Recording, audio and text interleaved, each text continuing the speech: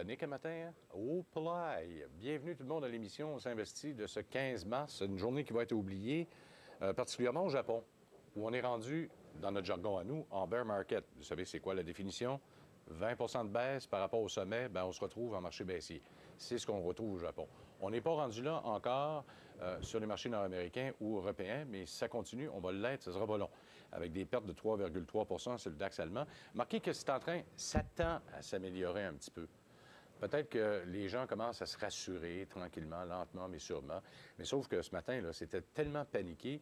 J'en discutais avec Sébastien Lavoie, l'économiste qui vient nous rendre visite de la Banque Laurentienne, que je salue et remercie d'ailleurs parce qu'il nous a encore parlé, il nous a encore dépanné ce matin. Il me disait, ça ressemble étrangement au même scénario du départ de la crise financière de 2008. Parce que là, ce matin, le Japon a réinjecté encore un autre 38 milliards dans l'économie après les 188 de rachats d'actifs qui ont été annoncés par la Banque. Ça ne marche pas. Ça ne marche pas. Les gens n'ont pas confiance parce qu'il y a cette crise nucléaire, malheureusement. Alors ça veut dire que la devise américaine a augmenté beaucoup et les matières premières se sont écrasées littéralement. C'est ce qui a fait très mal au TSX dès l'ouverture ce matin. On perdait 3,5 %. Là, on est à 1,4 %. Méchante amélioration. D'ailleurs, si je vais vous montrer le graphique dans quelques instants là, de ce début de journée. Regardez ça, là. On est parti. Bon, je vais le mettre sur 2 jours. Vous allez mieux voir, vous allez mieux comprendre. Regardez ça. Fou! Depuis ce temps-là, ça s'améliore. Alors, peut-être que la panique va se restaurer, sauf qu'en Asie, le mal est fait. Ça ne sera pas tellement bon pour les fonds communs asiatiques. Je suis certain de mon coup, encore une fois. Michel Marcoux qui est avec nous tout de suite. Et Marc Kobler, qui est chez Natcan et spécialiste des actions mondiales. On a le temps de parler de ce qui est en train de se passer aussi au Japon et qu'est-ce qu'on fait avec nos actions internationales également. Alors, ça va être une très, très belle émission. Et une petite entreprise qui s'appelle Pure Vodka. Peut-être que ça calmera, ça calmera le jeu un peu. Alors, on verra au cours des prochaines minutes. Michel, bonjour. Bonjour. Alors, ce midi, on fait une petite révision des marchés. Bien, en fait, moi, je ne partage pas votre stress là, que vous avez ce matin. Je dis ce qui s'est passé. Ce qui se passe. Alors, moi, je vais toujours à moyen et à long terme. Okay. Évidemment, ce qui se passe, ça cause des problèmes au Japon, c'est clair. Évidemment, il faut vous penser aussi à moyen et à long terme, c'est qu'il y a beaucoup d'entreprises canadiennes ou autres qui vont participer à la reconstruction de ce Japon-là. Évidemment, ça fait dépenser aussi beaucoup de sous. Ça va prendre aussi des matières premières. Alors, je pense que c'est juste une question de temps. Et rappelez-vous, la crise de 1929, il y avait un comité sénatorial. Puis la conclusion, c'était que la bourse va continuer à fluctuer. Elle continue à fluctuer, c'est comme ça. Alors, il faut se faire, puis les gens... Sans remonter aussi loin, Michel, juste septembre 2011. Oui. 2001, c'est-à-dire septembre 2001. On a vu ce qui s'est passé, le 5 jours d'interruption, le mini-crash qu'on a eu après. Ça a remonté beaucoup après, là. Rapidement. Ah, rapidement. Puis c'est là qu'est le problème, c'est que des fois, il y a des investisseurs qu'aujourd'hui, demain matin, ils vont lire les grands titres dans les journaux, puis que là, ils vont réagir. Et il est peut-être trop tard. Alors, laissez faire votre gestionnaire, laissez faire votre conseiller financier qui est là pour ça. Puis je pense que si vous avez investi dans un horizon de placement à long terme, comme on devrait toujours faire, de toute façon, je pense que c'est pas problématique.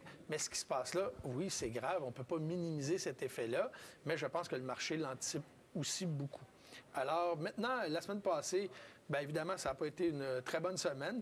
Le SPTSX a baissé de 4,06 ce qui a ramené à 1,72 depuis le début de l'année.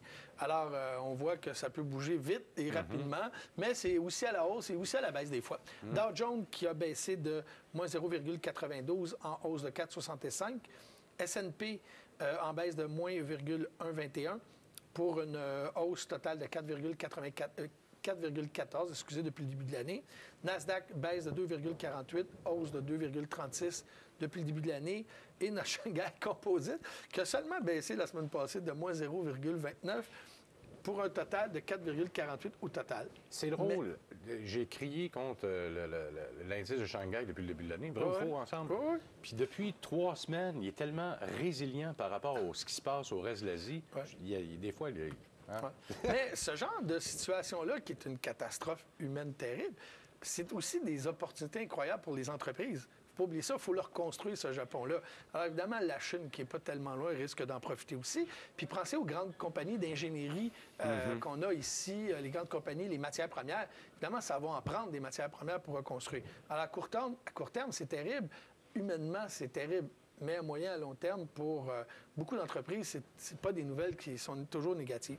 Si on regarde fonds par secteur maintenant, les fonds d'action canadienne ont baissé de 2,7 quand même beaucoup moins que le S&P/TSX. On dit toujours que les gestionnaires sont là pour réagir, les gestionnaires vont garder des fois de la liquidité, qui fait que le marché, quand il monte, le fonds va monter moins bien, mais pas autant. Mais en tout cas, quand ça baisse pas aussi d'autant.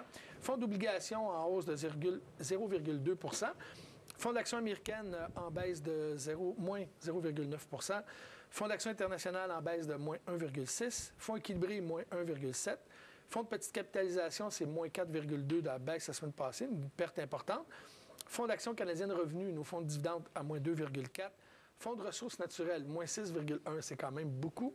Comme baisse, c'est les fonds de métaux précieux, moins 5,8 une baisse. C'est vraiment un secteur qui a connu une dégelée. Puis la semaine prochaine, mec, tu nous présentes les statistiques. Je vais avertir les gens tout de suite, là, ça sera pas plus beau, là. Même, je pense que ça va être pire un peu. Juste avoir l'or aujourd'hui à moins 44 là. Oui. Au play. Alors, si on continue, nos fonds les plus performants dans les 7 derniers jours, il y a le Franklin MENA. On sait que c'est un fonds qui représentatif du Moyen-Orient et l'Afrique du Nord, qui a été dans les dernières semaines, des derniers mois, un des fonds les plus en baisse qu'il y avait. Grosse hausse la semaine passée, 6,97. On voit que c'est une région excessivement volatile. Deuxième fonds, Mackenzie Universal Sciences Santé, avec une hausse de 2,24. Sur 30 jours, c'est le Trimark Global Obligations haut rendement avec une hausse de 4,58. Et PHNN avec obligations indexées à l'inflation, 4,45 dans nos meilleurs fonds pour le dernier mois. Nos pires fonds, la semaine passée, Dynamic Power Hedge, moins 10,24. Ça, c'est un fonds un petit peu spécial. Évidemment, ça s'appelle Power Hedge, pas pour rien. Ça utilise des outils, évidemment, qui n'est pas à la portée de tout le monde, mais c'est quand même un fonds que je suis depuis plusieurs années. Très intéressant. C'est vraiment plus 100 ou moins 100. Alors, selon où vous êtes dans le marché, CIBC Énergie, moins 8,8. Moins performant sur 7 jours, Sprott Croissance, moins 11,26. On sait que c'est un des fonds qui a été le plus performant depuis le début de l'année. Évidemment, la semaine passée n'a pas été une bonne semaine.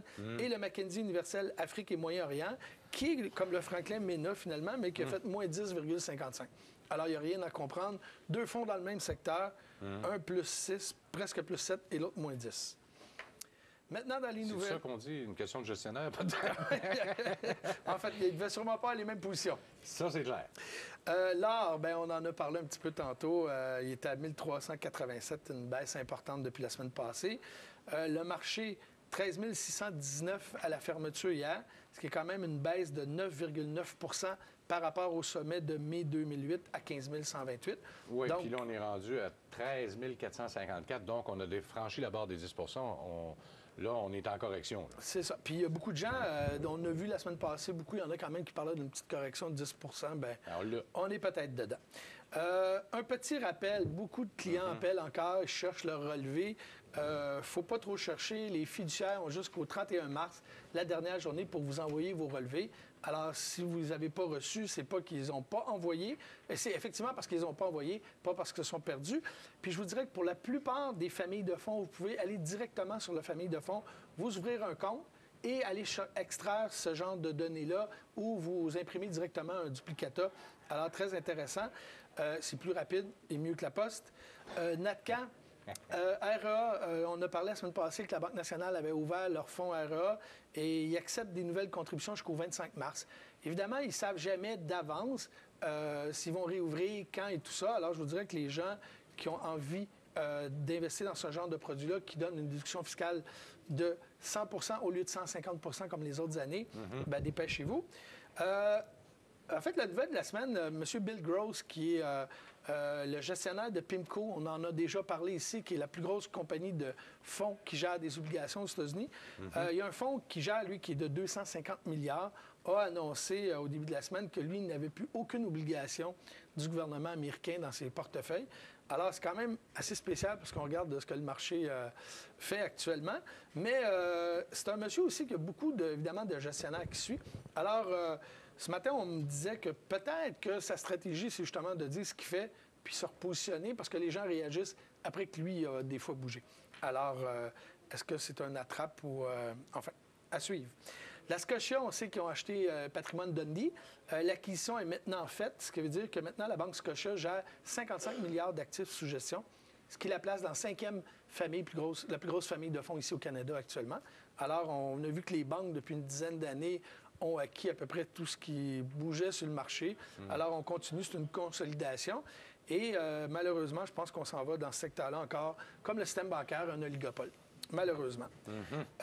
Morningstar a sorti une étude de hier. Les fonds communs, les frais font encore jaser. Il semblerait, selon une étude de Morningstar qui ont examiné dans 22 pays, on serait l'endroit où les frais de gestion seraient les plus chers. En fait, on a des études qui sortent tous les mois. Des fois, c'est moins cher, des fois, les plus chers. Ce qu'il y a d'intéressant, c'est que au niveau de l'évaluation générale de nos fonds Canada, ils ont donné la cote C+. Au niveau des frais et dépenses, c'est F, la cote la plus basse. Par contre, au niveau des pratiques de vente et intervention des médias, ils ont marqué A. B, pour la transparence. Il semblerait qu'on a des bonnes pratiques de transparence ici au Canada. La réglementation, D. Je ne sais pas pourquoi, je n'ai pas réussi à trouver de l'information. Décevant un peu. Il faut dire qu'il y a eu quelques scandales, mais il y en a quand même ailleurs. Alors, je ne sais pas si on trouve que nos organismes ne font pas assez bien. Je vais fouiller ça. F pour les dépenses. Mais ce qu'ils disent, par contre, il ne faut pas oublier que les frais sont les plus élevés, mais notre niveau de taxation est aussi très élevé par rapport à d'autres pays. Donc, c'est ce qui expliquerait en partie, entre autres, les frais plus élevés. Et il ne faut pas oublier qu'en Ontario, la taxe, qui était de 5 est passée à 13 aujourd'hui. Alors, c'est quand même un montant important. On sait qu'au Québec, on ne devrait pas payer cette taxe-là qui est en Ontario, sauf qu'on sait qu'il y a beaucoup de familles de fonds que le siège social est en Ontario, donc on est obligé de l'appliquer. Quelques familles de fonds ont décidé de partir des séries de fonds où il n'y a pas de taxe là, mais qui sont vendus seulement aux investisseurs québécois, entre autres EdgePoint qui a fait ça, Dynamic qui a fait ça. Alors, il y en a quelques-unes. Ça vous permet de récupérer un peu de sous. Et ils pensent quand même, selon Morningstar, que les investisseurs canadiens, même si les frais sont très élevés, qu'ils en auraient beaucoup pour leur argent. Alors, c'est cher, mais on en a pour notre argent. Au moins, c'est la bonne nouvelle. Il nous reste 20 secondes. Et récemment, écoutez, vous avez jusqu'à la fin du mois pour recevoir vos relevés, puis après ça, il vous reste 30 jours pour produire vos déclarations de revenus. Oui, effectivement. Et là, ça me regarde depuis après que les relevés sont envoyés. Non, ça, c'est comptable. Les comptables, les personnes.